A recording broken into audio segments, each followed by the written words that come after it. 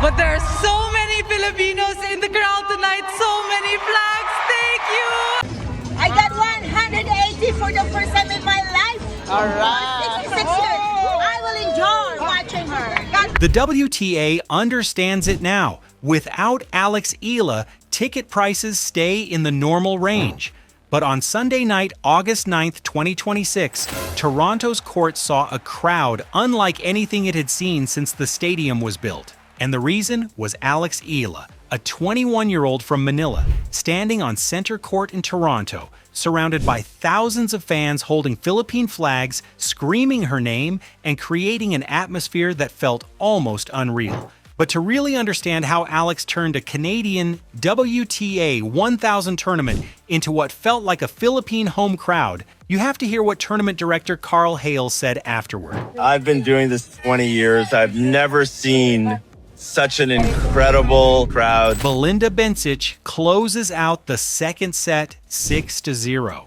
And just like that, Alex Eala's Toronto run is over. Within hours, not days, hours, resale ticket prices for the rest of the National Bank Open collapse back toward face value.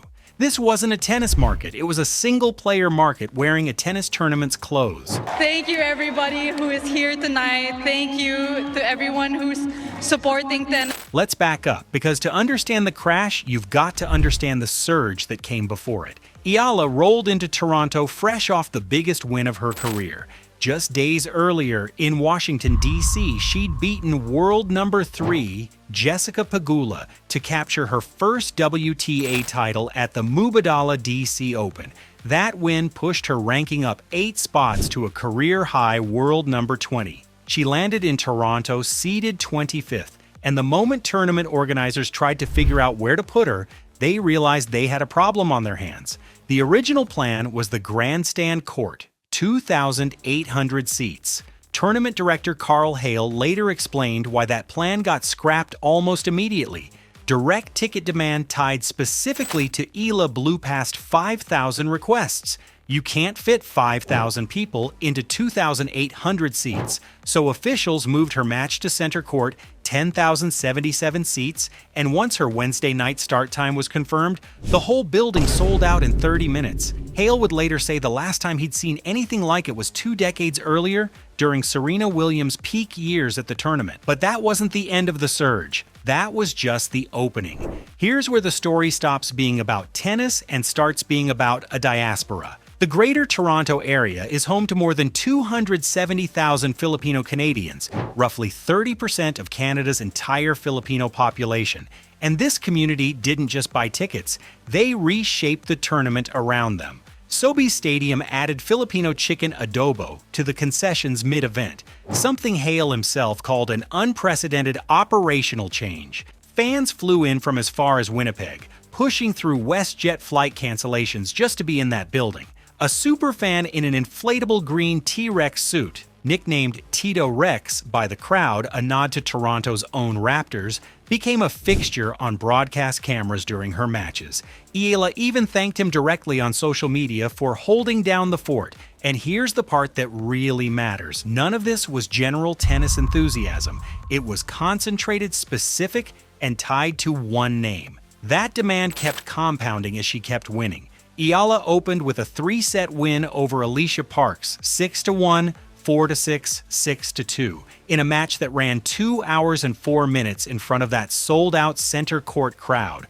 Total points won, Eala 86, Parks 71. She converted just 5 of 14 breakpoint chances, not dominant, but enough. The next day, she lost in doubles alongside a wildcard pairing with 46-year-old 7-time Grand Slam champion Venus Williams, falling 6-4, 6-3 to Miyu Kato and Ludmila Samsonova in front of another packed house. Then came the round of 32, a 2-hour, 39-minute grind against Katie McNally, 6-3, 5-7, 6-4. McNally herself had said before the match that what Eala was doing for the sport was unreal, selling out stadiums before a ball was even struck. And the match delivered on that tension.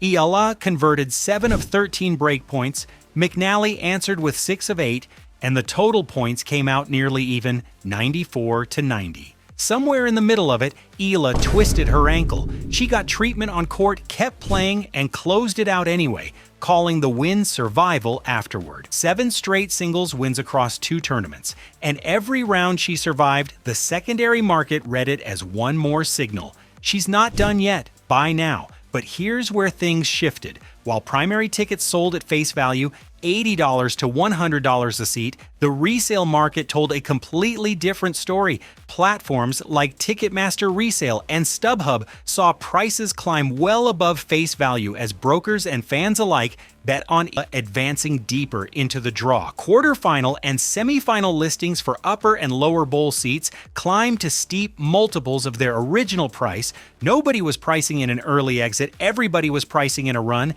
Then Sunday night happened.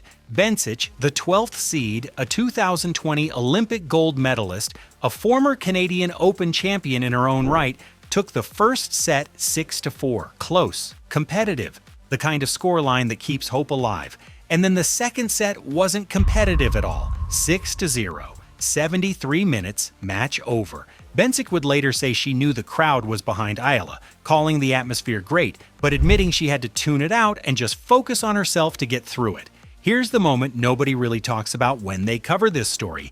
It's not the scoreline. It's what happened to the resale market in the hours right after. The mechanism is almost too clean. Diaspora buyers weren't buying tennis. They were buying Eala. The second she lost, that demand didn't taper off. It stopped. Brokers who'd stockpiled inventory expecting to flip tickets to eager fans for the quarterfinals and semifinals suddenly had nobody left to sell to.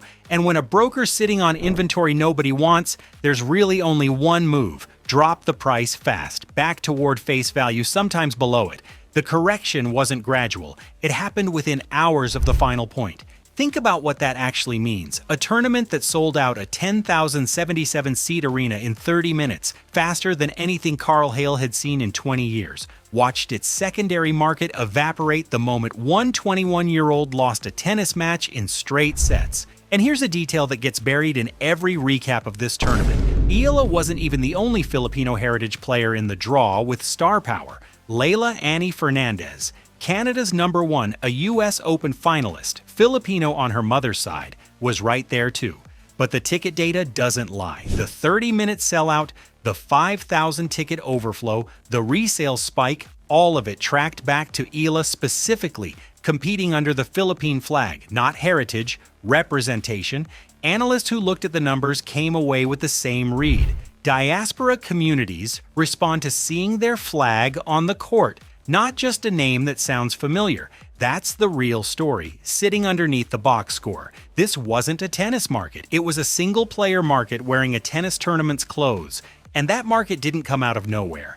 As Eala's profile climbed, so did commentary about who she is off the court, an athlete from an affluent, well-connected family whose mother, Risa Maniego Eala, won bronze in the 100-meter backstroke at the 1985 Southeast Asian Games. Critics pointed to that background as the financial engine behind her training at the Rafa Nadal Academy in Spain. Supporters pushed back with a simple counter. Elite tennis has always required that kind of early investment from every corner of the world, and none of it swings a racket for you. The Grand Slam Junior titles, the WTA 500 trophy, those get won on the court, not funded into existence. That debate didn't slow the ticket lines down one bit. Neither did the noise question. During her matches against Parks and McNally, some longtime tennis attendees bristled at what they heard. Shouts during service tosses, cheers on opponents' double faults, chatter through live rallies. Chair umpires had to step in more than once,